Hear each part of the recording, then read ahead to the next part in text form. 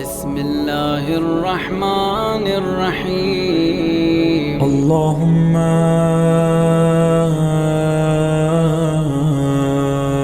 كل ولي الحجة ابن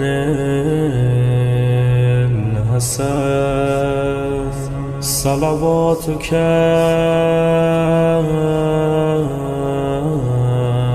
عليه وعلى آبائه في هذه الساعة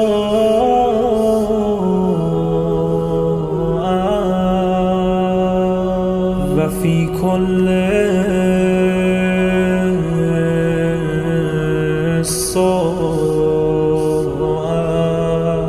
وليا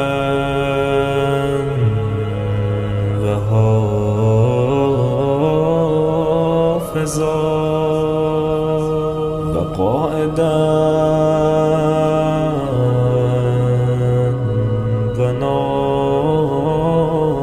وناصرا